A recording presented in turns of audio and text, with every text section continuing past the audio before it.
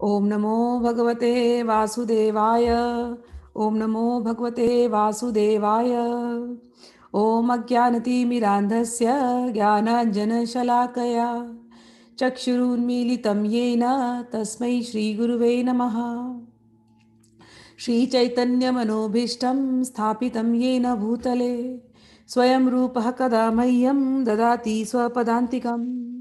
वन्देऽहं श्रीगुरौ श्रीयुत्पदकमलं श्रीगुरून् वैष्णवांश्च श्रीरूपं साग्रजातं सहगणरघुनाथान्वितं तं साजीवं साद्वैतं सावधूतं परिजनासहितं कृष्णचैतन्यदेवं श्रीराधाकृष्णपादान् सहगणललिता श्रीविशाखान्वितंश्च। हे कृष्ण करुणा सिंधो दीनबंधो जगत्पते गोपेशा गोपिका कांत राधा कांत नमोस्तुते। तप्त कांचन गौरांगी राधे वृंदावनेश्वरी वृषभानुसुते देवी प्रणमामि हरिप्रिये। वाञ्छाकल्पतरुभ्यश्च कृपा सिन्धुभ्य एव च पतितानां पावनेभ्यो वैष्णवेभ्यो नमो नमः। श्री कृष्ण चैतन्य प्रभु नित्यानंद श्री अद्वैत गदाधर श्रीवासादि गौर भक्तवृंद। हरे कृष्ण कृष्ण कृष्ण हरे हरे, हरे राम राम राम हरे हरे। नमो महावदन्याय कृष्ण प्रेम प्रदायते कृष्णाय कृष्ण चैतन्य नामने गौरत्विषे नमः। शिक्षकाष्टक। चेतो दर्पणमार्जनं भवमहादावाग्निनिर्वापणं श्रेयः कैरवचन्द्रिका वितरणं विद्यावधुजीवनम् आनन्दाम्बुधिवर्धनं प्रतिपदं पूर्णामृतस्वादनं सर्वात्मा स्नपनं परं विजयते श्रीकृष्णसङ्कीर्तनं। नाम्नाकारि बहुधा निज सर्वशक्ति तत्रार्पिता नियमितः स्मरणेन कालः। एतादृशी तव कृपा भगवन् ममापि दुर्दैवं निदृशं निह जानिनानुरागः।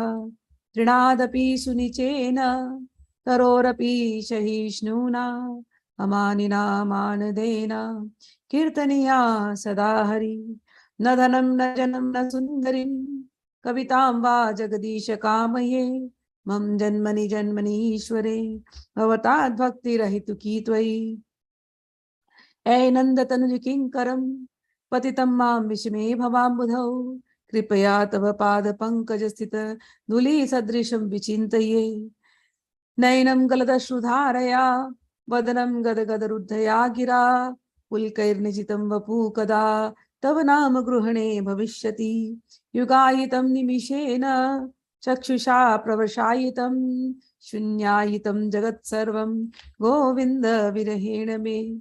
आश्लिष्य वा पादरतां विनाष्टु मामदर्शनं मर्महतां करोतु वा यथा तथा वा विदधातु लम्पटो मत्प्राणनाथस्तु स एव नापरः मत्प्राणनाथस्तु स एव नापरः।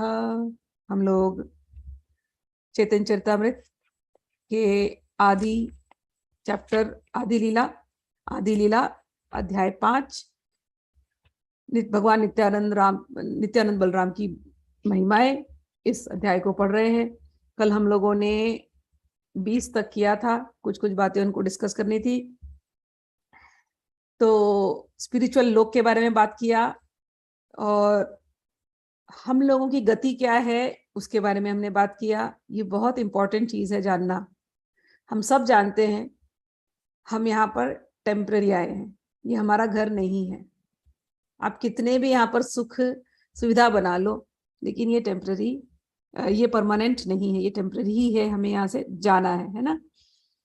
और कितनी भी आप सुख सुविधा बना लो, कितना भी आप धन रख लो, कुछ भी कर लो सिक्योर्ड फील करने के लिए, इस संसार में सिक्योरिटी फील होने वाली नहीं है। ये हमारा घर नहीं है, हमारा घर कहीं और है। हम कहीं और से आए हैं और वही हमको बाद में जाना है। कब तक हमको भटकना है ये हमारे ऊपर है। जैसे कोई लंबी यात्रा पे निकल गया अपने घर से, अब बैठा ट्रेन में, अब घूमने निकले, अब एक एक जगह से दूसरी जगह गए, थोड़े दिन तो बड़ा अच्छा लगेगा, वो नई जगह मिली, सब कुछ बहुत अच्छा लगा, आनंद आया, फिर वहां से दिल भर जाएगा, अरे देख लिया अभी वही वही चीज क्या बार बार देखना, अब चलो आगे चलते हैं।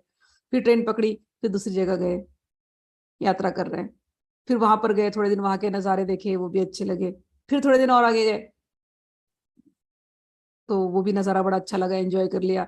फिर वही वही तो लोग दिखेंगे ना, लोग वही हैं, पेड़ वही है, पहाड़ वही है, झरने वही है, नदियां वही हैं, समुंदर वही है, सब कुछ थोड़ी देर के बाद तो इतना देख लोगे आपकी लगेगा सब तो वही है, खाना खाना पीना भी वही है। फिर आप बोलोगे कुछ और चेंज चाहिए, बस हो गया, अभी ट्रेन से नहीं ट्रैवल करेंगे, अब हम लोग बोट से ट्रैवल करेंगे, चलो बोट में आप ट्रैवल करना शुरू करोगे, फिर एक आइलैंड से दूसरे आइलैंड, दूसरे आइलैंड से तीसरे आइलैंड करते रहोगे, कितने दिन करोगे? 5-6 महीने करोगे, थक जाओगे, 1 साल करोगे, थक जाओगे। एक जगह पे एक पॉइंट पे ऐसे हो जाएगी ना स्थिति मन की, बहुत हो गया, बहुत थक गए, अब ना कहीं आराम करना है, होगे कि नहीं? अब घर जाते हैं, आपका अपना घर है, तो आप अपने घर जाओगे, सबसे ज्यादा आनंद अपने घर में आएगा जब अपना बिस्तर मिल जाएगा तो, है। और अपना ही जैसा भी है हमारा घर, भले आप 5 स्टार में ठहर के आए हो, लेकिन जब अपने घर में एंट्री करते हो, वो अपना घर है, वहां कुछ भी खाओ, वहां भले 5 स्टार के वो बफे नहीं मिले आपको, लेकिन घर में घुसते दाल चावल सिंपल घी डाल करके मिल गया, तो आप आनंद में ना। जब तक हम अपने घर नहीं पहुंचते, तब तक हमें वो आराम जिसको कहते हैं ना, वो नहीं मिलता। तो ये जो संसार में जो आए हो आप, जहां हम आए हैं, ये ऐसे ही है बस, हम भटक रहे हैं, कितने योनियों में हमने भटके हैं, कितनी तरह की बॉडी हमने ली है, जो मैंने आपको एग्जांपल दिए अभी, कभी ट्रेन में जा रहे हैं, तो कभी प्लेन में जा रहे हैं, तो कभी कार में जा रहे हैं, तो कभी स्कूटर पे जा रहे हैं, तो कभी बोट में जा रहे हैं, किसी में भी आप जाइए, क्रूज कर रहे हैं, कुछ भी आप कीजिए, थक जाओगे ना, एक दिन तो घर जाना है ना। ऐसे ही कितनी योनियों में, कभी हम चिड़िया बने, एयरप्लेन में जा रहे थे, घूम रहे थे पूरा दुनिया। कभी हम जलचर बने, एक्वेटिक एनिमल बने होंगे, टर्टल, फिश, शार्क, डॉल्फिन बने होंगे हम लोग। बोट, हमारे को वो शरीर पानी में एंजॉय करने के लिए वो बोट वाली शरीर दी गई हमको, किए हम लोग वो सब कुछ। कभी हम डेजर्ट में रहे, डेजर्ट के प्लांट्स बन के, डेजर्ट के एनिमल्स बन के। अभी भगवान ने मनुष्य योनि दे दी, विवेक दे दिया कि बहुत हो गया, इन योनियों में घूम चुके हो, अब कितनी बार तुमको घूमना है, और घूमना है तो घूमो, ऐसे कोई बात नहीं, भगवान को कोई जल्दी नहीं है तुमको मुक्ति देने की। हाँ, कोई कोई लोग सोच लेते बस हो गया, थक गए, अब अपने घर जाना, माई परमानेंट होम। हम भूल ही गए हैं कि हमारा परमानेंट होम क्या है, हम भूल ही गए हैं कहाँ से आए हैं, कहाँ जाना है। ये संसार, ये पृथ्वी को हम अपना परमानेंट समझ रहे हैं, यहाँ पर तो थोड़े दिन का खेल है बस। तो जब हम अपने स्क्रिप्चर्स को खोल करके देखते हैं, तो वो हमारा परमानेंट होम, उसके बारे में हमें पता चलता है। परमानेंट होम हमारा वैकुंठ धाम, जहां जाने के बाद वापस आने की जरूरत नहीं है, जहां जाने के बाद ही जीव को आराम मिलेगा, तब तक आराम नहीं है। फिर एक स्टेशन से दूसरा स्टेशन, दूसरा से तीसरा, ऐसे ही चलता रहेगा। मैं बार बार ये समझाती हूँ, गीता जब पढ़ने के बाद समझ में आई कि हम ऐसे एक जंक्शन पे हैं जहां से 4 रास्ता निकलता है, चौरस्ता, चौराहा, उस जंक्शन पे हम खड़े हैं। मरने के उपरांत एक रास्ता हमको नरकों की तरफ ले जाएगा, एक रास्ता हमको पशु योनि में ले जाएगा, एक रास्ता स्वर्ग में ले जाएगा, ब्रह्मलोक तक, और एक रास्ता सीधे भगवान के लोक ले जाएगा। वो जो बाकी के 3 एग्जिट्स है ना, नरकलोक, पशु योनि, स्वर्ग लोक, वो तीनों एग्जिट्स आप लेकर के तो जाएंगे, लेकिन फिर वहां पर डेड एंड मिलेगा, फिर यू टर्न लेकर के आपको पृथ्वी पर आना है। लेकिन जो भगवान का जो रास्ता है, जो एग्जिट स्ट्रेट, वहां एक बार गए तो आपको रिटर्न नहीं आना है। आप सोचेंगे यहाँ तो इतना आनंद आ रहा है, इतनी वैरायटी है, इतने रिश्ते, इतना प्यार मिल रहा है हमको, ऐसे रिलेटिव्स मिले, फैमिली मिली, ये सब वहां मिलेगा कि नहीं मिलेगा? वहां क्या शून्य होगा क्या?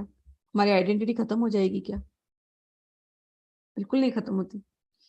इनफैक्ट जितनी वैरायटियां यहाँ है, जो आप एंजॉय कर रहे हैं, ये तो कुत्ते बिल्ली सुअर गधे भी एंजॉय कर रहे हैं, eating, mating, sleeping, defending, dying, ये तो कुत्ते बिल्लियां भी कर रहे हैं। तो हम क्या कुत्ते बिल्ली सुअर जैसे मरे क्या? नहीं, हम तो विवेकी, हम अपने ग्रंथों को खोल करके पढ़ सकते हैं, जान सकते हैं। जितनी वैरायटी, जितने संबंध, जितना प्यार आप यहाँ एंजॉय करते हो ना, इसका बिल्कुल शुद्ध रूप, उसमें कोई विकार नहीं,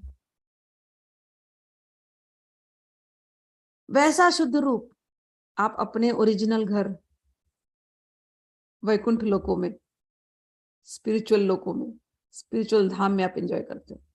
कोई अंतर ही नहीं। हाँ, वहां पर रजस तमस नहीं होगा, सत्व नहीं होगा, बस इतना ही अंतर है। प्योर सच्चिदानंद फॉर्म में, आनंदमय फॉर्म में।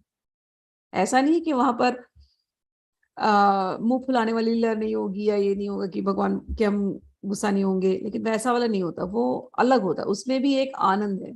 यहाँ पर जैसे अहंकार सबसे बड़ा चीज है, वहां अहंकार नहीं होता। अहंकार से ही रजस सत्व तमस ये 3 गुण निकलते हैं, सात्विक अहंकार, राजसिक अहंकार, तामसिक अहंकार।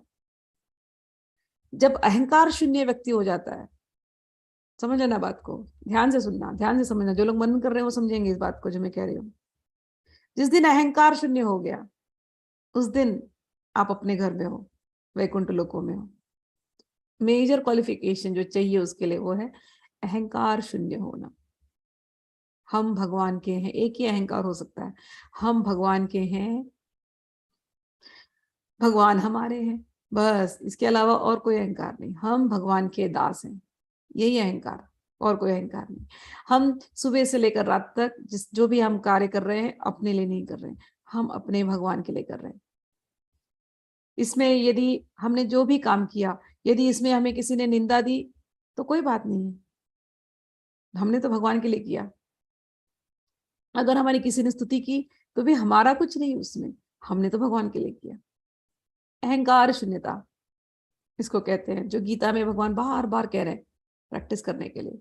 जो ऐसे प्रैक्टिस करता है जीते जी, तो वो तो एक क्षण में ही संसार छूटेगा और वो अपने भगवान के घर में। अब जो ये मैंने आपसे कहा, कल हम लोगों ने चर्चा की वैकुंठ लोकों की, तो वैकुंठ लोक में एक स्पिरिचुअल प्लैनेट नहीं है, बहुत सारे प्लैनेट्स है वहां पर।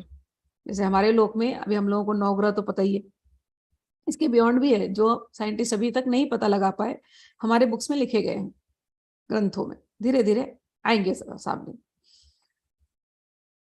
तो ऐसे स्पिरिचुअल प्लैनेट्स में बहुत सारे प्लैनेट्स हैं। तो जिस भी देवी देवता का जो भी आप, मतलब जैसे आप रामचंद्र की पूजा करते हो तो आप रामचंद्र के धाम साकेत धाम जाएंगे, वो भी वैकुंठ लोक है। आप विष्णु की 4 हाथ वाली पूजा करते हो, वो भी वैकुंठ लोक है। आप देवी की पूजा करते हो, वो भी वैकुंठ लोकों में आता है। आप शिव जी की पूजा करते हो, वो भी वैकुंठ लोकों में आता है। शिव पुराण में पढ़ रही थी, बहुत सुंदर बात। तो शिव जी और विष्णु साथ में मिले और विष्णु जी बोलते हैं आप वैकुंठ लोक आइए, इनवाइट कर रहे हैं, आप वैकुंठ लोक आइए। शिव जी बोलते हैं अरे नहीं नहीं, आप कैलाश धाम आइए। होता है ना, 2 आदमी ऐसे प्यार से हम जैसे मिलते हैं ना, हम अगर हमारे मित्र कोई मिलेंगे तो हम बोलेंगे अरे तू मेरे घर आ, बोले नहीं नहीं तू मेरे घर आ। ऐसे ही ये दोनों बात कर रहे हैं, दोनों मित्र।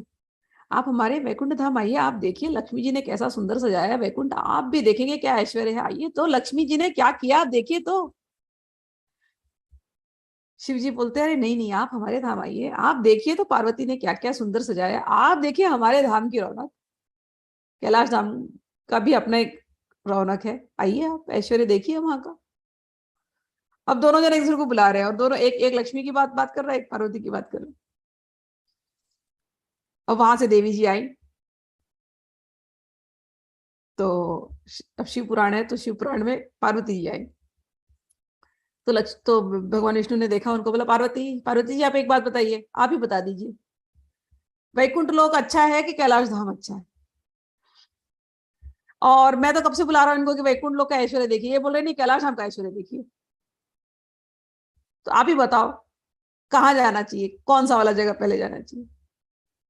तो पार्वती जी इतना सुंदर उत्तर देती हैं, बोलती हैं आप लोग किस बात का झगड़ा कर रहे हो और मुझसे पूछ रहे हो? मेरे लिए तो दोनों ही धाम उतने ही अच्छे हैं।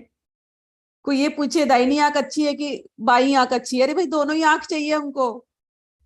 कहती है वैकुंठ में और कैलाश में क्या अंतर है? ये पार्वती जी के शब्द हैं, शिव पुराण खोल के आप लोग पढ़ना, कि वैकुंठ धाम में और गोकुल वैकुंठ में और कैलाश में कोई अंतर ही नहीं है। और कहती है वहां पर वैकुंठ में मैं ही तो लक्ष्मी बनी हूं। अब देखो ये भी, मैं वहां लक्ष्मी बन गई हूँ, यहाँ मैं पार्वती बन गई हूँ। तो ये बेकार की भेदभाव क्यों? मैं जब पढ़ रही थी मैंने कहा देवी जी आप तो बोल चुकी है कि मैं वहां लक्ष्मी बनी हूँ, यहाँ पार्वती बनी हूँ। अब लोग आपको शिव पुराण खोल करके लोग पढ़ेंगे नहीं, और जब हम ये बात किसी से कहेंगे तो लोग हमसे आर्ग्यूमेंट करेंगे। जो मैं कह रही हूँ आप लोग शिव पुराण पढ़ना। जब भगवानों की बात, जब ये भगवान आपस में बात करते हैं तो वो एक दूसरे को बड़ा छोटा दिखाने के लिए बात नहीं करते, वो प्यार से बात करते। जैसे जैसे आप और मैं, हम लोग मिलेंगे तो हम एक दूसरे को प्यार से बोलते हैं ना, हम एक दूसरे की तारीफ करते हैं कि नहीं, कभी कभी प्रशंसा, अरे तुम्हारे अंदर तो इतने गुण हैं, आपके जैसा तो मैं नहीं। कभी समझो कोई खाना बनाने वाला अच्छा मिल गया कोई, तो हम कैसे बोलेंगे, अरे आप क्या खाना बनाते हो, आपकी वो रेसिपी तो हम भूल ही नहीं सकते, आपने जो बनाया। और कभी हम भी अच्छे खाना बनाने वाले तो आप भी हमारी तारीफ करोगे ना, अरे आपने वो रेसिपी बनाई थी, हम तो वो नहीं भूल सकते, आपके जैसा तो कोई नहीं बना सकता। तो जैसे हम एक दूसरे की तारीफ करते हैं ना, आप जैसा कोई नहीं, आ हा हा, आपके घर हम आए, आपका घर बड़ा अच्छा लगा, आप मेरे घर आए, आपको मेरा घर अच्छा लगा, हम दोनों एक दूसरे की तारीफ कर रहे हैं ना, अरे उनका घर तो आप जानते ही नहीं हो कितना अच्छा है, और हम बोलेंगे अरे आप नहीं जानते हो उन्होंने कितना अच्छा घर सजाया है। ये सब प्रेम की बातें हो रही है कि नहीं?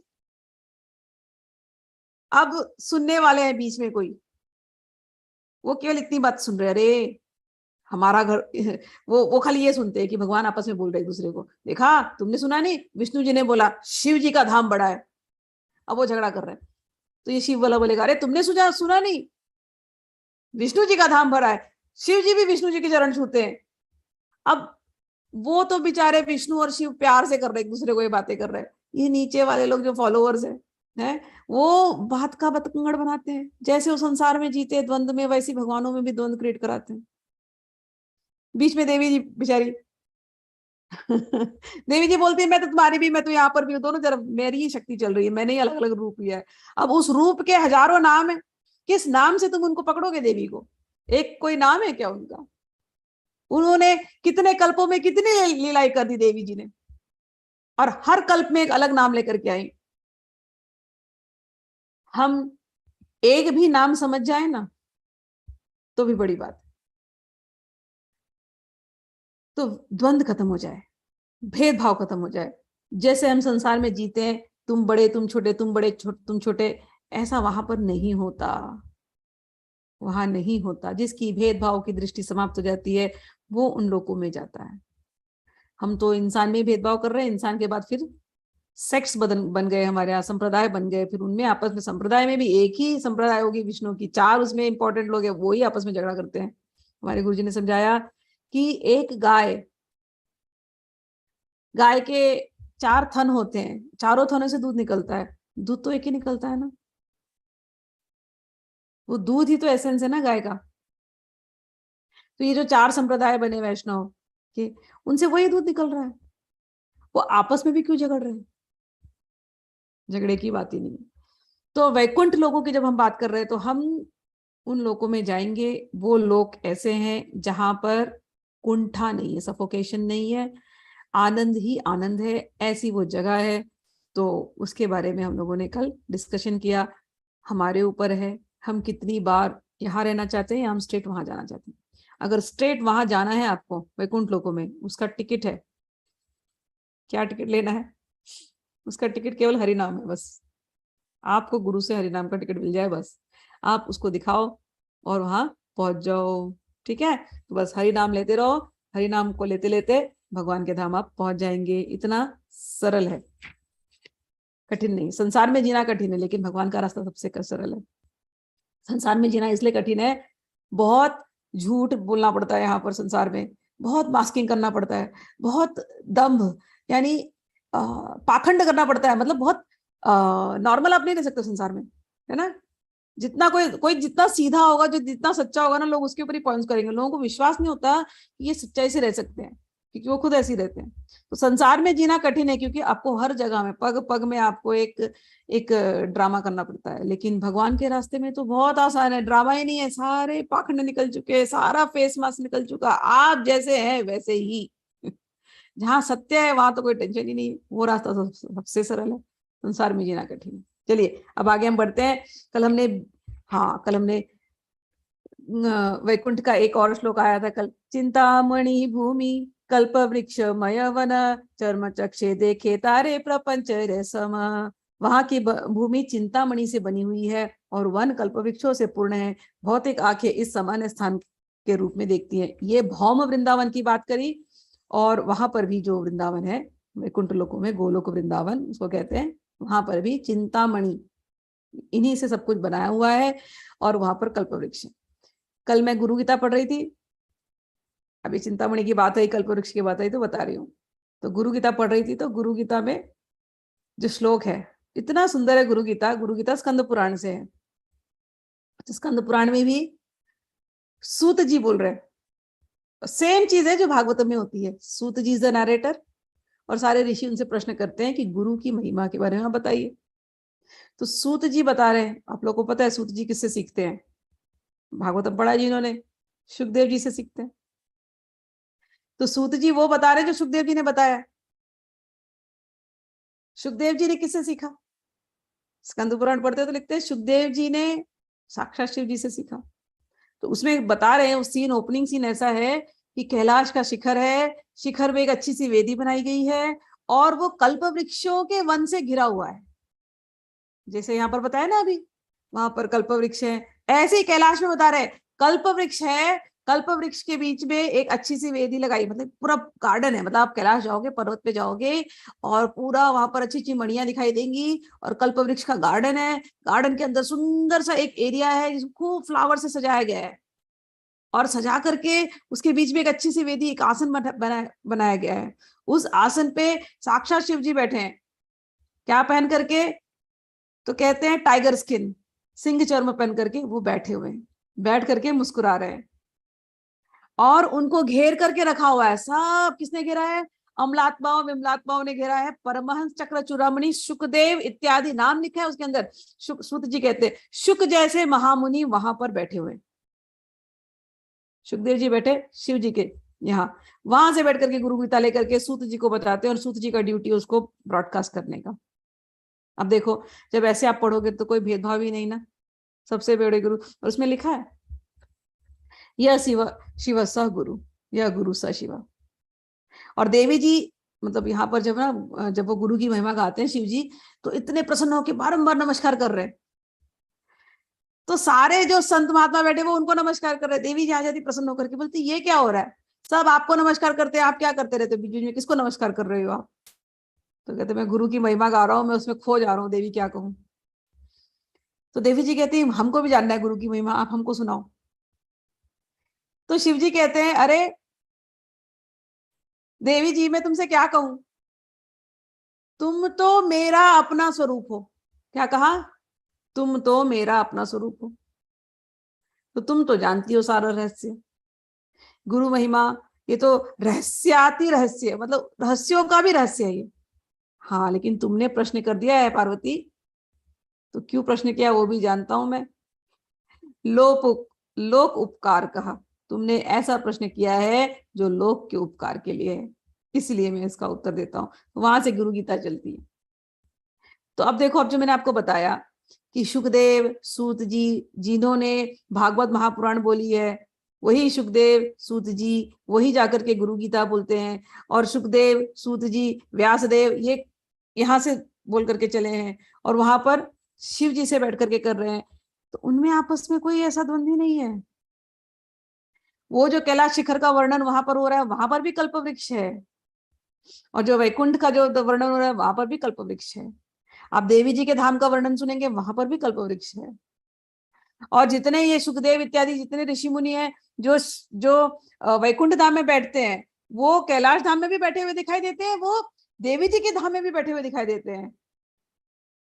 तो जब आप इस प्रकार से पिक्चर को पूरी तरह देखते हो ना, इस सीन में भी, इस सीन में भी, इस सीन में भी, तो आपको दिखाई देता है कि वो वैकुंठ धाम जिसको आप कह रहे हो, बहुत बड़ा सा एक एरिया है जहां पर अलग अलग ऐसे जगह है।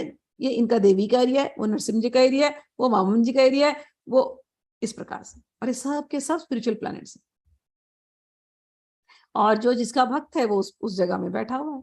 बस सभी अपने अपने तरीके से भक्ति कर रहे हैं, और भगवान ही अपने आप को इतने रूपों में मल्टीप्लाई कर चुके हैं कि उनके भक्त उनका आनंद ले सके। भगवान को आनंद चाहिए, इसीलिए भगवान ने ये काम किया है। तो जो खेल यहाँ चल रहा है, इस खेल का एक माया बोल के एक पर्दा है, वो पर्दा हट जाता है बस, और फिर वही आनंद हमको वहां उन लोगों में आता है। इतना सुंदर वो लोग हैं। चलिए अब आगे बढ़ते हैं। प्रेम नेत्रे देखे तारा स्वरूप प्रकाश, गोप गोपी संगे यहाँ कृष्ण रविलास। किंतु भगवत प्रेम से पूरित नेत्रों से मनुष्य इस स्थान के वास्तविक स्वरूप को देख सकता है, जहां भगवान कृष्ण ग्वाल बालों और गोपियों के साथ अपनी लीलाएं करते हैं। ये बात हो रही है भौम वृंदावन की। जो इन लीलाओं को समझते हैं, डीप में जाते हैं, तो भौम वृंदावन में भी वो वैकुंठ लोक, वो गोलोक वृंदावन प्रकट होने लगता है। आगे पढ़ते हैं।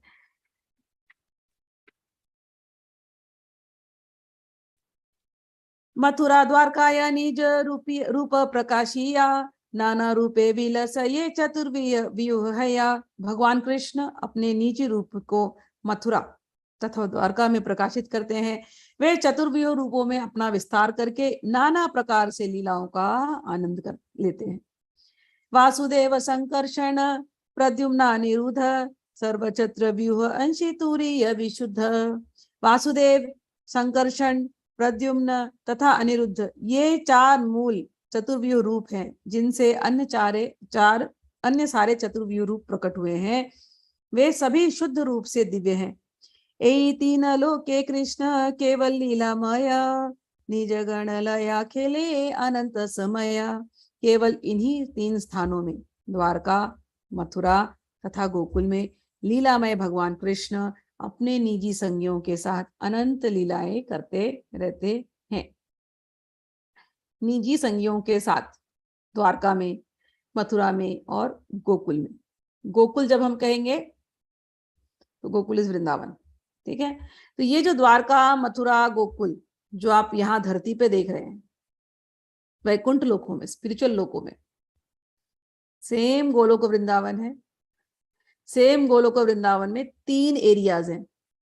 जैसे फॉर एग्जांपल अंडरस्टैंड करने के लिए, जैसे इंडिया है, तो इंडिया को आप डिवाइड कर दो तीन में, southern India, central India, northern India, लेकिन है तो वो इंडिया ही ना। ऐसे ही एक गोलोक वृंदावन, उसको आप डिवाइड कर दो द्वारका, मथुरा, गोकुल।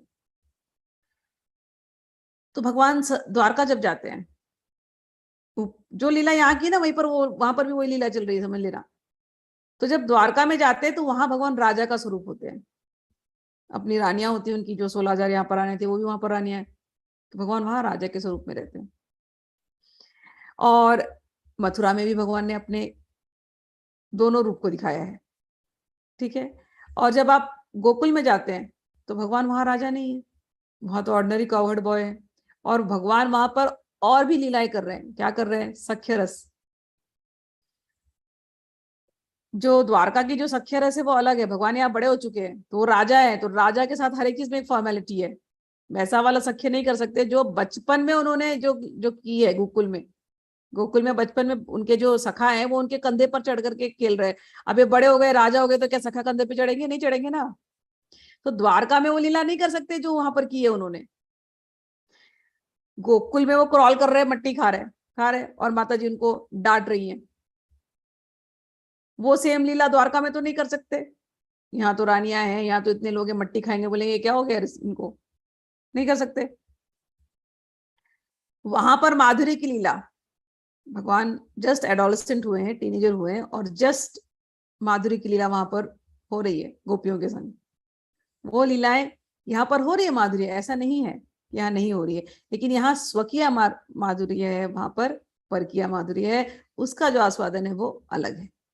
तो वो जो लीलाएं वहां पर हो रही हैं वो यहाँ नहीं हो रही है। वो भगवान का निज घर है। भगवान का हमेशा गोकुल में मन लगा रहता है, वो कहीं भी रहे दुनिया में, द्वारका जाए, मथुरा जाए, कहीं भी रहे, लेकिन उनका दिमाग हमेशा वहीं पर रहता है।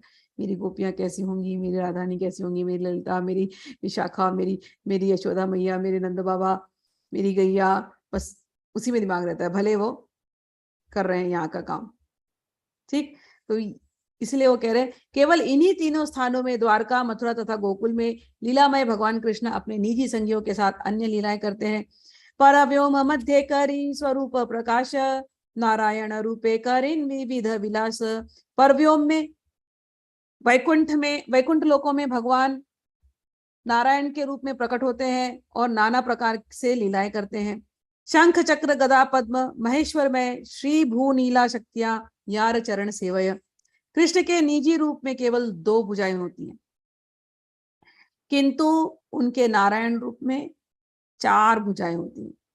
भगवान नारायण शंख चक्र गदा और पद्म धारण करते हैं और वे परम ऐश्वर्य हैं। श्री भू तथा नीला नामक शक्तियां उनके चरण कमलों की सेवा करती है। तो ये उन्होंने डिस्क्राइब किया। श्री कृष्ण गोलोक वृंदावन में ही रहते हैं हमेशा, 2 हाथ रूप में, 2 हैंड्स, और अपने आप को वो विस्तार करते हैं नारायण रूप में। चाहे विष्णु बोल दो, चाहे नारायण बोल दो, उसमें उनके 4 हाथ हो जाते हैं। चारों हाथों में उनके ये 4 चीज होती है, शंख चक्र गदा पद्म। तो उनका जो फर्स्ट एक्सपेंशन है, वासुदेव, संकर्षण, प्रद्युम्न, अनिरुद्ध, उसमें ये जो 4 चीजें हैं, 4 हाथ हैं, 4 चीजें हैं, वो 4 चीजों की पोजीशन बदल जाती है हमेशा। तो जैसी वो पोजीशन है वैसे उनका नाम हो जाता है, बस वही डिफरेंस है। और उनके साथ श्री भू और नीला नामक शक्तियां, ये उनकी हमेशा सेवा में लगी रहती हैं। आगे बढ़ते हैं। और ये जो श्री भू और नीला जो देवियां हैं, ये लक्ष्मी का ही साक्षात स्वरूप है। तो विष्णु लक्ष्मी, नारायण लक्ष्मी, और लक्ष्मी का ही ये रूप है श्री भू यानी भूमि और नीलात्मिका। ठीक है, जो हम लोग, ये हमारी भूमि, ये धरती को बोलते हैं ना, जिसपे हम रहते हैं, इसको हम विष्णु पत्नी बोलते हैं। तो रोज हम विष्णु पत्नी लक्ष्मी जी का दर्शन करते हैं।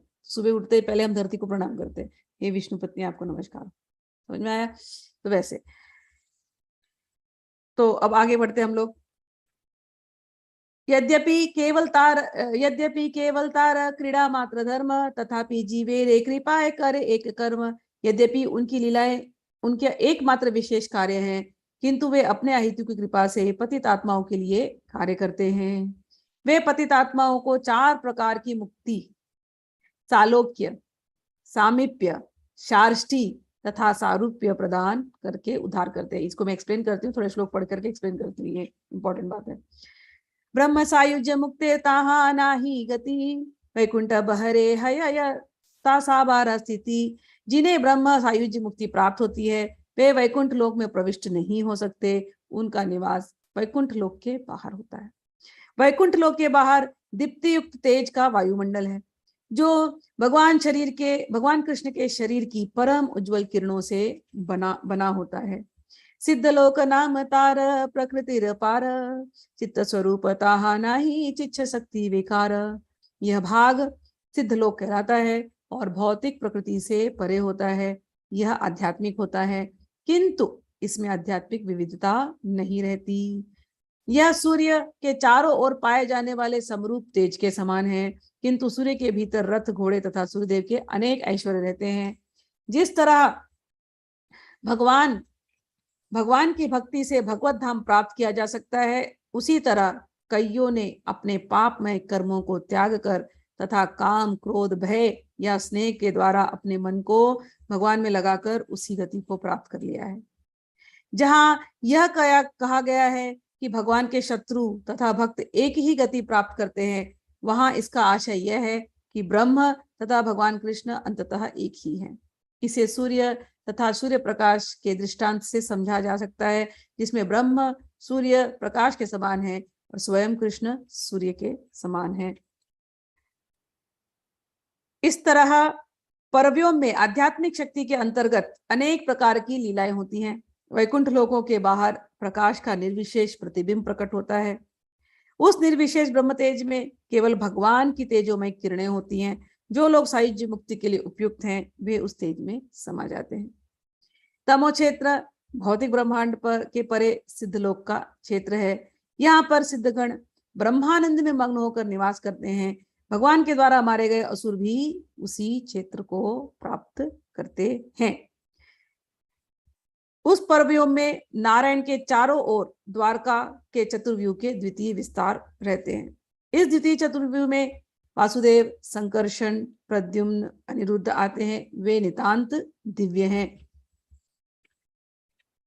थोड़े पढ़ करके फिर एक्सप्लेन, एक शॉर्टकट में आपको एक्सप्लेन करूंगी, बहुत है इसका एक्सप्लेनेशन इसमें। तो आप लोग बुक खोलेंगे तो उसके अंदर लंबे चौड़े तात्पर्य दिए गए हैं। वहां पर परव्योम में बलराम के साकार रूप जो महासंकर्षण कहलाते हैं, आध्यात्मिक शक्ति के आश्रय हैं। वे मूल कारण हैं, अर्थात समस्त कारणों के कारण हैं। आध्यात्मिक शक्ति की एक लीला विशुद्ध सत्व के रूप में वर्णित है। इससे सारे वैकुंठ धाम सम्मिलित हैं। सारे छह ऐश्वर्य आध्यात्मिक हैं। इसे निश्चित रूप से जानिए कि ये सब संकर्षण के ऐश्वर्य की ही अभिव्यक्तियां हैं। एक तटस्था शक्ति है जो जीव कहलाती है। मां संकर्षण समस्त जीवों के आश्रय हैं। संकर्षण पुरुष के मूल आश्रय हैं, जिनसे यह जगत उत्पन्न होता है और जिनमें यह विलीन होता है। वे संकर्षण सबके आश्रय हैं। वे हर प्रकार से अद्भुत हैं और उनका ऐश्वर्य अपार है। यहाँ तक कि अनंत भी उनकी महिमा का वर्णन नहीं कर सकते। वे दिव्य शुद्ध सत्व संकर्षण नित्यानंद बलराम के अंश विस्तार हैं। मैं 8वें श्लोक का संक्षिप्त विवेचन किया है। अब कृपा करके ध्यान पूर्वक 9वें श्लोक को आप सुने। मैं श्री नित्यानंद के चरणों में पूर्ण दंडवत प्रणाम अर्पित करता हूँ, जिनके अंश रूप कारण सागर में लेटे हुए कारणोदक्ष विष्णु आदि पुरुष हैं, माया के पति हैं और समस्त ब्रह्मांडों के आश्रय हैं। बहुत सारे टर्म्स आ गए आप लोगों को समझने के लिए, लेकिन मेन बात आप समझना, मुक्ति की बात की गई है जो हमारे काम की है इसके अंदर सबसे कि 5 प्रकार की मुक्तियां होती है। नॉर्मली क्या होता है, हम लोग क्या सोचते हैं, नॉर्मली अगर किसी को बोलो मुक्ति तो वो क्या बोलेंगे, मर्जिंग इन द एफल्जेंस। लोगों को एक ही डेफिनेशन पता है, अरे मुझे ना, कोई जैसे भगवान की, कोई शिव जी का अगर भक्ति कर रहा है या कोई देवी की भक्ति कर रहा है, आई वॉन्ट टू मर्ज, ये उनका एक्सप्लेनेशन ऑफ मुक्ति होता है। लेकिन ये, इसको हम कहते हैं सायुज्य, मर्जिंग इन द ब्रह्मन एफल्जेंस, उसको कहते हैं सायुज्य। ये उनके लिए है जैसे हम संसार में रह रहे हैं ना, बड़े थके हुए, थक जाते हैं ना संसार की डीलिंग से, तो कहते हैं मुक्ति चाहिए, मुक्ति चाहिए, मुक्ति चाहिए। अब वो लग गया सीरियसली मुक्ति के पीछे। अब वो रोज भजन कर रहे हैं, भजन कर रहे हैं, मेडिटेशन कर रहे हैं, ध्यान कर रहे हैं, और ध्यान करते करते उनकी चित्त की शुद्धि हो गई। लेकिन उन्होंने मांगा एक ही चीज था कि उन्हें संसार से मुक्ति चाहिए, बस।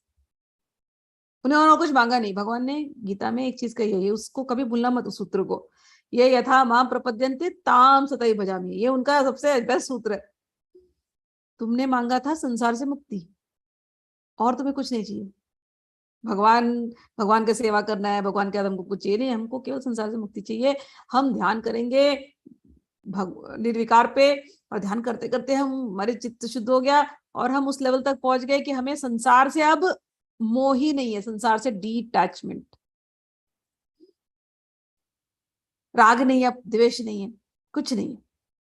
और जब हम, अब कुछ है ही नहीं, मन में कोई संकल्प ही नहीं उठ रहा है, मन में कोई विकल्प ही नहीं उठ रहा है, मन खाली है। जैसे मन खाली होगा तो अंदर प्रकाश हो जाएगा, और जब प्रकाश हो जाएगा उस प्रकाश में आनंद आएगा। मन को सोच ही नहीं रहा, there is nothing to fear, there is nothing to think, no future, no past, nothing, nothing is bothering. I am peaceful, I am restful, I am happy. और फिर जब ऐसा मन में कुछ हो ही नहीं रहा है, तो मन अपने आप ही वो प्रकाश, जो आत्मा का जो प्रकाश है, वो प्रकट होगा। तो प्रकट हो रहा है अब उस प्रकाश में खोए हुए, और उन्हें लगता है यही मुक्ति है। लेकिन वो पहले प्रकार की मुक्ति होती है जिसको कहते हैं सायुज्य। दूसरी प्रकार की मुक्ति होती है जो भक्तों की होती है। भक्तों को और 4 प्रकार की मुक्तियां सिखाई गई। भक्तों को सालोक्य, कि आप भगवान के लोक जा सकते हैं। आप भगवान के लोक में, जिस भी लोक, आप नरसिंह भगवान की पूजा करते हैं, भगवान के नरसिंह लोक में जाइए। आप राम जी की पूजा करते हैं, राम जी के लोक में जाइए। उसको कहते हैं सालोक्य, सेम लोक। सारूप्य, कि आप बिल्कुल भगवान कैसे दिखेंगे। तो वैकुंठ लोगों की जब डिस्क्रिप्शन आती है तो वहां के जितने जो दिखाई देने वाले ना, सबके अंदर वो नीला नीला वर्ण ही होता है। जैसे भगवान श्री कृष्ण का वर्ण है नीला चमकता हुआ, वैसे ही नीले दिखाई देते हैं वो लोग। और लाइट, वहां कोई ऐसी फिजिकल बॉडी नहीं होती है, सच्चिदानंद बॉडी है, तो इट इज लाइट, नीले रंग की चमकीली लाइट ऐसे दिखाई देती है। और औरतें वहां की एकदम गोरी गोरी राधा रानी की जैसे चमकती हुई दिखाई देती, सुनहरी लाइट है ये सब, ठीक, रोशनीदार, क्योंकि वहां और कोई एक्सटर्नल लाइट नहीं होता, उनका अपना ही बॉडी लाइटेड है, ऐसा सुंदर दिखाई देता है। तो ये हो गया भगवान की तरह दिखना, उसको कहते हैं सारूप्य। और एक होता है सामीप्य, कि बिल्कुल भगवान के करीब रहना। जैसे भगवान, हम लोग हमारे यहाँ ना ऐसी भावना करते हैं कि भगवान ने जो अपने कानों में जो कुंडल डाला है, नाक पे जो नथनी डाली है, कृष्ण भगवान की कभी मूर्ति को देखो तो यहाँ पर एक छोटी सी नथनी कभी डाल लेते हैं। तो हमारे कहते हैं कि उसमें जो मुक्ता लगी है ना, जो जो पर्ल लगा है, वो पर्ल भी कोई भक्त का ही, भक्त ही है। किसी भक्त को मन हुआ कि हम भगवान कृष्ण के अधरों को छू ले, हैं, मधुर अधर है, तो हम छू ले, तो भगवान बोलते अच्छा तुमको मुक्ता बना दूंगा। क्योंकि ये जो लोक है वैकुंठ लोक, वहां सब चिन्मय है, मुक्ता भी वहां पर चिन्मय है, लिविंग। तो वो मुक्ता, मुक्ता यानी पर्ल, वो पर्ल कोई भक्त है, भगवान ने बोला आज तेरा दिन है चल, तो भगवान उसको यहाँ पर अपनी नथनी के रूप में लगा लेते थे। अब जब भी भगवान बात करेंगे वो नथनी को टच करती रहेगी लिप्स को। ऐसी ऐसी भावना है। कुछ भक्तों को मन होता है भगवान का हम आलिंगन कर ले, तो भगवान बोलते हैं आज मैं तुमको हार बना लूंगा, और भगवान उनको आलिंगन करने के लिए हार बना लेते हैं। हमारे यहाँ भगवान जो जो माला पहनते हैं, 5 फूलों की माला पहनते हैं, तो उन 5 फूलों के जो रंग हैं, वो रंग भी यही, जो 5 भाव से भगवान को जो पूजते हैं भक्त, वो उनका भाव बताता है। वो शांत रस के, दास रस के, सख्य रस के, वात्सल्य रस के, माधुर्य रस के, तो ये अलग अलग भाव, शांत रस का सफेद भाव होगा, दास्य रस का नीला रंग होगा, जो सख्य रस का हरित रंग, हरा रंग होगा, जो वात्सल्य रस के उनका पीला रंग होगा, और जो माधुर्य रस के उनके लाल रंग का। तो ये 5 रंग के फ्लावर्स, उनकी माला भगवान को बनती है और भगवान पहनते हैं कि मैं ये 5 प्रकार के जो मेरे भक्त है ना, मैं उनको अपने गले लगाता हूँ। तो भक्तों के मन में जब ये बात आती है कि मुझे आलिंगन करना है भगवान, आपके गले लगना है बस, तभी चैन मिलेगा। भगवान बोलते आओ, मैं तुम्हें अपना माला बना करके धारण कर लूंगा। तो इसको कहते हैं हम लोग सामीप्य। इससे ज्यादा और क्या सामीप्य? तो सालोक्य, सारूप्य, सामीप्य, सार्ष्टी। सार्ष्टी यानी ऑपुलेंस, ऐश्वर्य। वैकुंठ लोकों में जाएंगे, आपने खूब विष्णु की पूजा करी है, भगवान कैसे ऐश्वर्य में रहते हैं, कितने ऐश्वर्य में रहते हैं, लक्ष्मी जी सेवा कर रही। वैकुंठ लोकों में जितनी औरतें हैं, जितनी स्त्रियां, सब लक्ष्मी का ही स्वरूप है। वैकुंठ लोक में ऐश्वर्य ही ऐश्वर्य है। अब आप वहां पर रह रहे हैं वैकुंठ लोकों में, आपको टिकट मिल चुका है, आपने इतनी मेहनत करी ह्यूमन लाइफ में, भगवान का नाम लेते लेते आप छोड़े हैं, खूब विष्णु सहस्रनाम किया अपने जीवन में, विष्णु सहस्रनाम याद करते करते आप बॉडी छोड़े हैं, अब आप गए विष्णु लोक, अब आप लक्ष्मी लक्ष्मी, ऐश्वर्य ऐश्वर्य। तो सार्ष्टी। हालांकि जो और उच्च कोटि के जो भक्त होते हैं ना, कपिल भगवान बोलते हैं, उनको इनसे भी कुछ देना देना नहीं, कोई ऐसी भी लालच देता, बोलता है हमें नहीं चाहिए, सब कुछ रखो भगवान, हमको तो आप कहीं भी रखो, हमें तो केवल आपके संतों का संग चाहिए, आपके भक्तों का संग चाहिए, हम केवल आपकी कीर्तन करते रहे, हमें इसी में ही आनंद आता है प्रभु। बाकी ये शार्ष्टी वार्ष्टी ये ठीक है, जिनको चाहिए उनको दे दो, हमें तो बस आपके भजन में आनंद आता है। तो ये और एक उच्च कोटि के लेवल के भक्त होते हैं। समझ में आया? तो अब मुक्ति के कितने कॉन्सेप्ट है हमारे यहाँ। सायुज्य तो जो पहला वाला था, ब्रह्मा ने फलजेंस, वो तो है ही है बस। वो कहाँ से आती है ब्रह्म ज्योति, ये समझना चाहिए। हम रहते हैं धरती पर, 14 लोक है, मटेरियल वर्ल्ड्स, मटेरियल वर्ल्ड्स के बियॉन्ड एक लाइट है, उसको कहते हैं व्योम, परव्योम। हमारा व्योम है ईथर, वहां पर परव्योम है इथीरियल, और एक अलग स्पिरिचुअल इथीरियल ईथर। उसके लिए इंग्लिश क्या नाम होगा मुझे समझ में नहीं आ रहा, कोई नाम नहीं याद आ रहा मुझे, बट ठीक है, इथीरियल है वो भी, लेकिन वो स्पिरिचुअली इथीरियल है। और उस व्योम में लाइट होती है खूब, तो वो ब्रह्म ज्योति है। वो ब्रह्म ज्योति कहाँ से आती है? वो भगवान इस लाइट के ऊपर भगवान का लोक शुरू होता है, वैकुंठ लोक।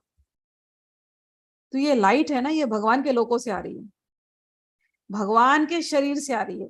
भगवान का शरीर ऐसे चमकता है कि वहां से वो लाइट निकलती है उनके वैकुंठ लोकों से, मतलब गोलोक धाम से। गोलोक धाम से लाइट फैलते फैलते फैलते फैलते फिर वो इस लोक तक आ जाती है, और फिर बीच में आ जाती है। जैसे सूर्य उगता है, एक जगह सूर्य उगता है, सूर्य कहाँ उगता है किसको पता, जहां से उगता है उसकी लाइट कहाँ तक पहुंचती है, इट ट्रेवल्स, कितने कंट्रीज को वो सूर्य लाइट देता है एक साथ, देता है कि नहीं। तो सूर्य तो एक जगह पे है, लेकिन लाइट कहाँ तक पहुंच रही है। तो वो जो लाइट है ना सूर्य की, दैट इज लाइक ब्रह्म ज्योति, वही ब्रह्म ज्योति के जैसे। उसकी कंपैरिजन है, जब हम कहें इमेजिनेशन जब करना है आप लोगों को, तो जैसे सूर्य भगवान है, सूर्य की लाइट जो है वो ब्रह्म ज्योति के जैसे है। तो ऐसे ही भगवान का अपना लोक है, वहां से एक लाइट निकलती है, उस लाइट में ये योगी जन जाते हैं और खो जाते हैं और कहते हैं हमें आनंद मिल गया, हमें निर्वाण मिल गया, हमें मुक्ति मिल गई। वो सायुज्य है, वो ब्रह्म ज्योति की लाइट है। वो अभी भगवान के धाम पहुंचे नहीं है, खाली वो भगवान के लाइट को एंजॉय करता है बस। जो और भक्ति भाव में होते हैं वो भगवान के धाम तक पहुंच जाते हैं कि नहीं, हमें तो भगवान के साथ लीला ही करनी है, भगवान चलेंगे तो हमको देखना है, भगवान आएंगे तो हमें देखना है, भगवान बात करेंगे तो हम बात करेंगे, हम भगवान के माली बन जाएंगे, भगवान के गार्डन को हम संभालेंगे, भगवान आएंगे हमको वहां पर गार्डन में घूमते हुए तो हम भगवान को देखेंगे, भगवान हमसे बातें करेंगे प्यार से, हम भी भगवान से बातें करेंगे, हम भगवान के किचन में जाएंगे, भगवान के लिए आज हम भोग भोग लगाएंगे तो ऊपर वैकुंठ लोकों में किचन को हम संभालेंगे। भगवान के वार्डरोब का हमारा ड्यूटी है, भगवान के शू रैक का हमारा ड्यूटी है। भगवान होंगे, हम भगवान के साथ भगवान की सेवा करेंगे, ऐसी भी लीलाएं। तो ये भगवान के लोकों में होती है, वो ब्रह्म ज्योति में नहीं हो सकती। ब्रह्म ज्योति वाले शांति से बैठे रहते हैं, वहां कोई विविधता नहीं है उसी। लेकिन ये सब, ये ब्रह्म ज्योति से जो शुरू होती है ना, ये सारे के सारे मुक्त हैं, ये बात सच है। लेकिन ना ये सारी की सारी मुक्ति की लेवल्स है, बट मुक्ति की 5 लेवल मैंने आपको बताई। इसी ब्रह्म लोक में, इसी ब्रह्म ज्योति एरिया में एक लोक होता है, वो कहते हैं सिद्ध लोक, दैट इज ऑल्सो स्पिरिचुअल। तो ये जो योगी मुनि जो निर्वाण पद की बात करते हैं ना हमारे, जो निर्वाण और भक्ति नहीं करते भगवान की, निर्वाण पद, तो निर्वाण पद वाले जितने हैं वो इस सिद्ध लोक में रहते हैं। वहां पर कोई वैरायटी नहीं है, वो मेडिटेशन में रहते हैं, वो ब्रह्म ज्योति के आनंद में रहते हैं, वो है भगवान है, merged into the effulgence, that's it. तो वो उन लोगों को कहते हैं सिद्ध लोक। लेकिन ये सारे के सारे स्पिरिचुअल लोग हैं। आई होप यू अंडरस्टैंड, बहुत नॉलेज दे दिया। क्वेश्चन होगा तो मुझे जरूर पूछना, I will explain it much easier next time और सोच करके। लेकिन अभी के लिए इतना समझना, बेस में 5 प्रकार की मुक्ति है।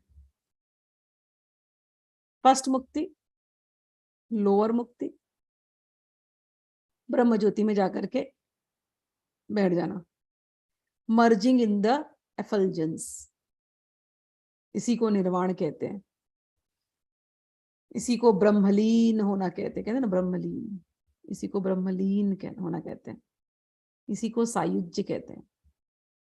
लेकिन ये ब्रह्म ज्योति आती कहाँ से है? भगवान के लोक से आती है।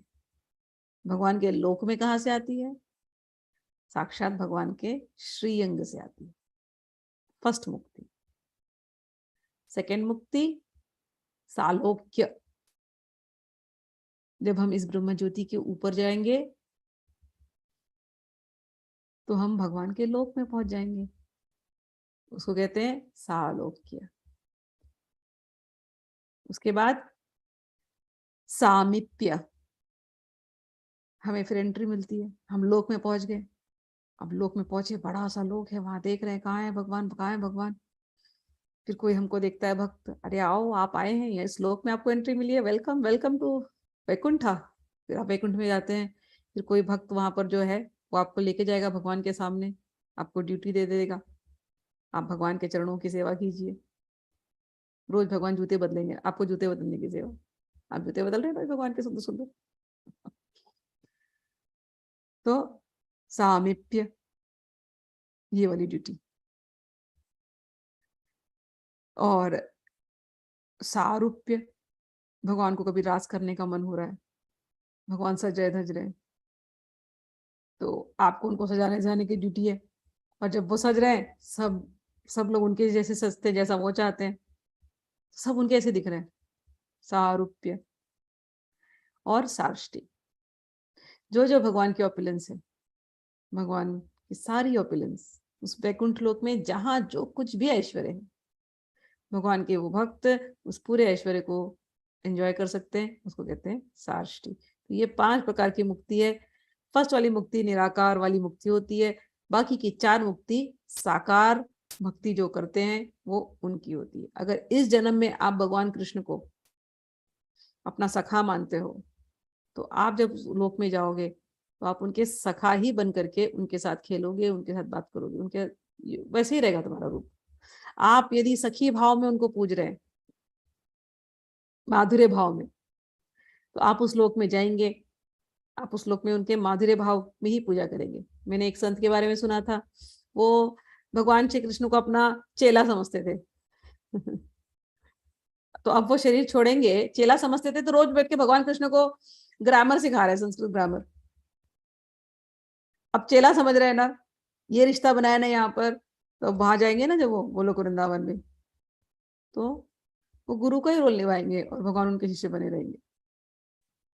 एक संत थे, भगवान को अपना दामाद समझते थे तो सीता मैया बेटी हो गई, तो वो साकेत धाम जाएंगे, सीता मैया बेटी का रोल निभाएगी। बिल्कुल, जो आप भगवान से रिश्ता बनाएंगे वही रोल आप वहां जाकर के करने वाले हैं। ये यथा माम प्रपद्यन्ते ताम सतैव भजामि हम। सारा रोल आपको भगवान के साथ निभाना है, ये आपको गोल रखना है। I hope this makes it clear. तो अब आगे उन्होंने कहा कि ये जो ऐश्वर्य आ रहे हैं और ये जो व्योम में जो कुछ भी एक्सपीरियंस होता है, ये जो मेन गोलोक वृंदावन के बाद जो लोग शुरू हो जाते हैं, वो सब लोग कौन मेंटेन करता है? भगवान का ही एक्सपेंशन, संकर्षण, और वही संकर्षण नित्यानंद और बलराम इसी रूप में हमारे यहाँ प्रकट हुए। वो जो सिद्धों का लोक मैंने बताया, उसको कौन मेंटेन करता है? संकर्षण। जितने ऐश्वर्य है कौन मेंटेन करता है? संकर्षण। सब कुछ करने वाले कौन है? संकर्षण। तो वही संकर्षण जो है वो बलराम का रूप लेकर के आए हैं। तो और एक उन्होंने एक बात कही, एक शक्ति कहलाती है तटस्था शक्ति, वो हम लोग जीव हैं। और महासंकर्षण हम सभी जीवों के वो आश्रय हैं, और संकर्षण पुरुष के मूल आश्रय हैं, जिनसे यह जगत उत्पन्न होता है और जिनमें यह विलीन होता है। तो जब भगवान को जगत की उत्पत्ति करनी होती है, पहला एक्सपेंशन भगवान का होगा, वो ये एक्सपेंशन हो जाएगा संकर्षण, और संकर्षण से ही सब कुछ शुरू हो जाता है, इन्हीं में सब कुछ जाकर के विलीन हो जाता है।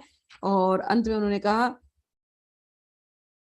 कि मैं श्री नित्यानंद प्रभु के चरणों में दंडवत करता हूँ, और जिनके अंशरूप कारण सागर में लेटे हुए कारणोदक्ष विष्णु आदि पुरुष हैं, माया के पति हैं और समस्त ब्रह्मांडों के आश्रय हैं। आज हम लोग यही प्रण करते हैं।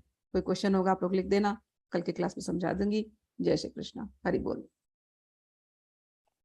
हरि बोल। हरि बोल। Thank you. जय श्री कृष्ण।